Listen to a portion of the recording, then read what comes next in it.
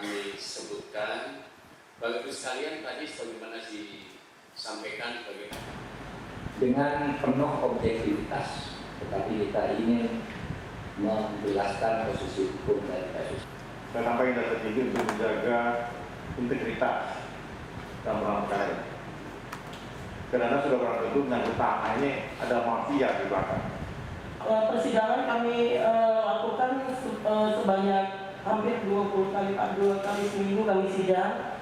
Di mana proses penyidikan yang dilakukan oleh Polda Sumut itu LP mulai tanggal 15 Maret 2022 dan B21 27 Februari 2023 ini. Untuk menjelaskan apakah HGU 175 maupun perpanjangannya HGU 62 2003 ada problem hukum nggak? Lalu tadi tentang pemalsuan tadi yang terdakwa mengakui bahwa orang tua kandungnya itu nggak pernah punya anak. Oh, tak tiba-tiba dia nikah. Ada yang menawarkan, lo nggak kamu punya anak? Entah tak kasih duit 1,5 M gitu ya kira-kira bicara saya.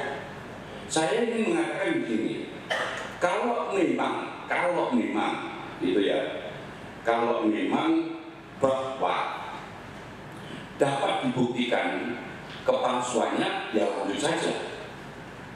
Gitu. Jangan saya katakan. Tetapi kalau memang tidak mampu untuk membuktikan kepalsuannya, saya berharap negara juga menghormati putusan pengadilan. Bisa jadi tidak, apakah itu jaksa, apakah itu negara, bisa jadi tidak hadir di situ. Tetapi yang pernah pidana kan sudah diwakili ahlinya, atau ini tidak KPU, dan KPU saat mau masuk perkara pidana. 10 tahun saya jadi hakim tipikor di Sumatera Utara. Kami itu sebenarnya sangat takut terhadap putusan-putusan dan laporan-laporan daripada KAD dan Bawah. Saya khawatir tentang putusan-putusan yang tidak sesuai dengan rasa keadilan daripada masyarakat itu tidak ada dilaporkan atau tidak ada dari putusan pengadilan mengenai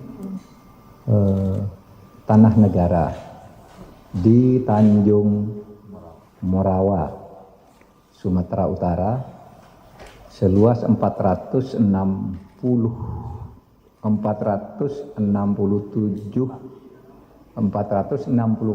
hektar, itu miliknya, aslinya itu milik PTPN 2. Tiba-tiba di pengadilan dikalahkan di dalam kasus perdata. Kita baru tahu tahun 2019 sesudah para penggugat berjumlah 234 orang itu minta eksekusi. Nah, ketika dia minta eksekusi, barulah kita nanya ke BPN bahwa tanah itu sejak dulu milik PTPN dan belum pernah ada perubahan. Kok tiba-tiba menang di pengadilan? Gitu.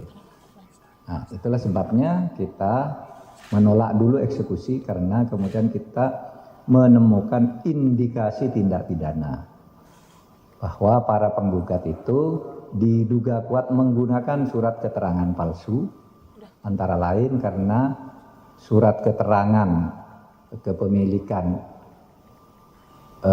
itu kepemilikan orang atas nama orang yang menumpang di atas tanah PTPN HGU resmi, itu surat keterangan kepemilikannya atau pelimpahan dan pemberian lahannya itu dibuat tahun 53. Nah, dan di situ ada keanehan. Satu, tanda tangan pemberi pelimpahan tanah itu yang atas nama gubernur itu tidak identik. Tidak identik, yang satu miring ke kiri, satu miring ke kanan. Yang kedua, di situ ada ejaan yang aneh karena aslinya itu sejak dulu tertulis Tanjung Morawa. Nah, sekarang di dalam surat keterangan yang diduga palsu itu ditulis Tanjung dengan ejaan baru. Kalau dulu Tanjung TANDOEOOENG, sekarang ditulis Tanjung biasa. Itu Tanjung yang dikenal ejaan itu sudah tahun 73 idanya yang disempurnakan. Itu sangat jauh. Dan di depan pengadilan para saksi atau terdakwa sekalipun mengakui bahwa dia tidak pernah punya tanah itu, tidak pernah melihat aslinya, katanya hanya dibisiki oleh temannya. Dan para penggugat pun merasa tidak tahu tanah itu di mana. Yang 234 orang itu tidak tahu tanahnya di mana, dia tahu apa tidak gitu.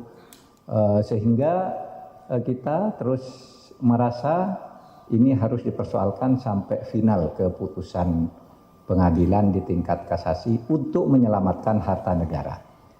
Prinsipnya, Presiden mengarahkan begini, kalau negara punya kewajiban hutang kepada warga negara, masyarakat, dan itu sudah inkrah berdasar putusan pengadilan, negara wajib membayar karena ini putusan pengadilan, wajib membayar dan jangan terlalu lama menunda dan melakukan review.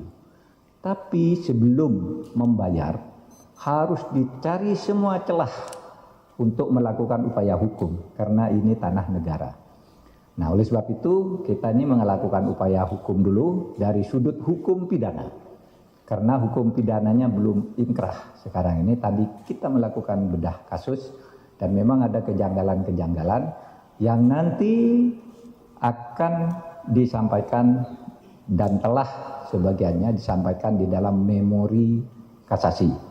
Itu tanah di Tanjung Merawa dan kami menduga berdasar temuan-temuan surat perjanjian yang di situ memang ada sponsornya, yaitu pebisnis perusahaan yang menjanjikan kalau Anda menang nanti masing-masing orang yang dianggap punya tanah 234 orang itu, padahal dia tidak tahu tanahnya di mana, akan dikasih masing-masing 1,5 miliar. Nah, ini nanti kita sampaikan ke Mahkamah Agung.